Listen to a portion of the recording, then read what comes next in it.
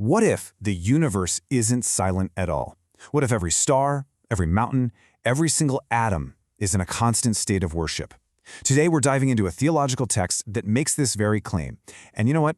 It might just change the way you see, well, everything. Our senses tell us the world is pretty straightforward, right?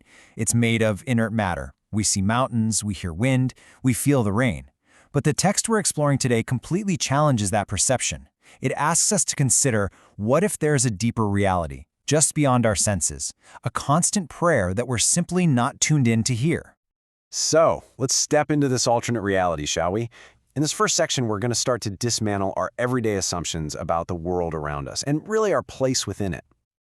When you or I think of worship, we usually picture very conscious acts. Prayer, praise, things like that.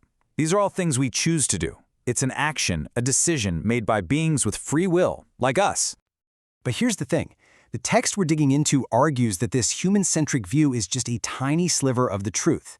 It proposes a pretty radical idea, that worship isn't just an action creation does, but it's the very essence of what creation is. And to really get that, we need to look at a key concept. To unlock this whole idea, we have to understand a specific Arabic term. So in this section, we're going to delve into tasbih. It's the foundation for this worldview of a living, breathing, worshiping cosmos. Okay, so tasbih isn't just simple praise, like saying God is great. It's more specific. It's a declaration that God is perfect, complete, totally free from any flaw or limitation. It's the act of acknowledging ultimate perfection. And as we're about to see, it's not just for humans. Now this is where the idea just explodes. The verse doesn't say many things or living things praise God. It says there is not a thing, which means everything from a galaxy to a grain of sand, every single thing is constantly engaged in this act of glorification. The fact that we can't perceive it doesn't make it any less real. And this is a really critical distinction to make. The text insists this isn't some nice poetry or metaphor. It's being presented as a literal fact about the true nature of reality. Every object's very existence is in itself an expression of this glorification. So, if everything is glorifying God with its very being, what does that look like in a physical sense? Well, that brings us to our next concept, sujud, which means prostration, or the physical act of submission. This takes that idea of universal worship and makes it way more tangible. The text explains prostration, or sujud, in two ways. First, there's willful prostration. That's the conscious choice to bow in worship. Pretty straightforward. But then there's inherent prostration. Now, this isn't a choice, it's a state of being. An object prostrates simply by existing and following the laws its creator set out for it. This verse from the text makes that distinction crystal clear. Willingly, that refers to the conscious prostration of believers. But unwillingly, well, that's everything else. A rock doesn't choose to obey gravity, it just does. An electron doesn't choose to follow the laws of physics, it just does. And according to this analysis, that very submission is its prostration. I know, this idea of inherent prostration can feel a bit abstract, so the text gives us this beautiful, tangible example to make it totally concrete. The prostration of a shadow. And here you can see the actual page from the source where this argument is being made. The analysis points to one specific thing as proof that we can all see every single day.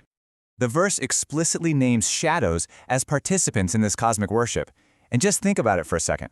As the sun arcs across the sky, a shadow stretches and shrinks, sweeping across the ground in this perfect, predictable submission. It's literally a silent daily act of bowing down. A shadow has no choice. It can't defy the laws of light. Its very existence is determined by a light source and an object. That perfect, unwavering obedience, its daily bowing, is presented as the ultimate example of inherent prostration. It's a constant, visible act of submission that's happening all around us. Okay, so all things glorify and all things prostrate, but why? What's the underlying reality that makes all this possible? Our final section introduces the concept that ties it all together, the malakut. This is the core question the text really seeks to answer. If a mountain and its shadow are in a state of prostration, what is it about their very nature that makes this true?